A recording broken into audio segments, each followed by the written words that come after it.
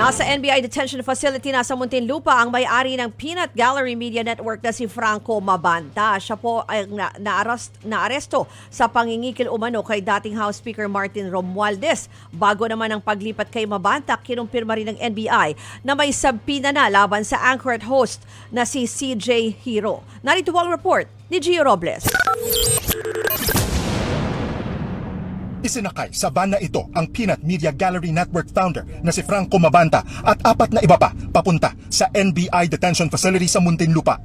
Nahaharap ang grupo sa reklamong robbery extortion matapos maaresto sa entrapment operation ng NBI sa Pasig. Dahil yan sa umano'y pangingikil para hindi raw niya ikanta ang umano'y katiwalian ni dating House Speaker Martin Romualdez. Pasado alas 6 ng gabi nang makapasok sa NBI Detention Facility sa loob ng New Bilibid Prison Compound ang grupo ni Mabanta.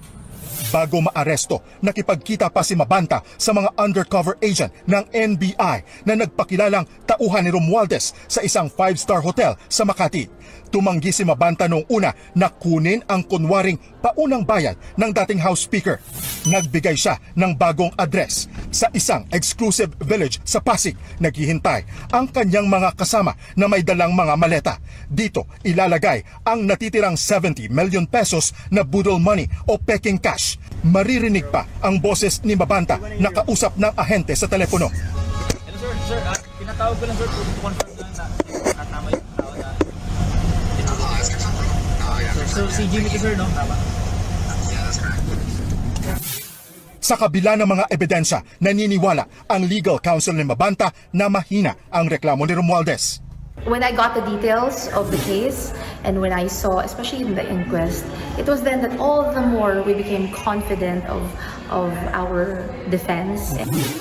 Ayon pa sa kampo ni Mabanta, ilalabas na sana nila ang expose video bago magkaarestuhan. Well, I saw last month the trailer and it was pretty devastating as to the allegations and how it connects to the flood control issue and corruption, and talaga it's really compelling. I didn't see the entire 90 minutes but it's ready.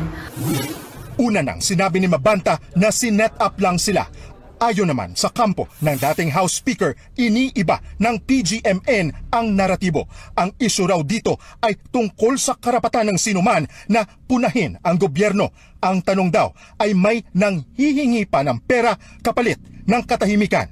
Sinamantala raw ni Mabanta ang pagkakataon na tapusin ang video pero hindi agad inilabas. Hindi raw ito journalism kundi pangingikil. Samantala, kinumpirma naman ng NBI na itinuturing din na person of interest ang PGMN anchor at host na si CJ Hiro. Katunayan, may sabina na raw para kay Hiro. May sabina power po ang NBI. Kung hindi po siya dumalo, bakit po sa aming magiging findings, we can go to court and file a contempt proceeding para po maperso siya dumalo. Pumalag naman dyan ang abogado ni Mabanta. That's something I really want to clarify. CJ Hiro is not one of the respondents. I don't understand this narrative that's floating around. I think it's based on a fake news. Nagbabalita mula sa Frontline, Gio Robles, News 5.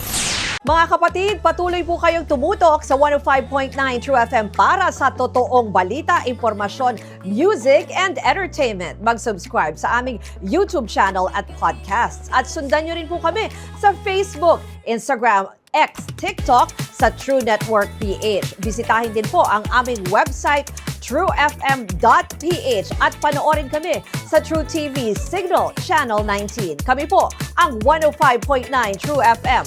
Laging true sa'yo, kapatid. Ito tayo sa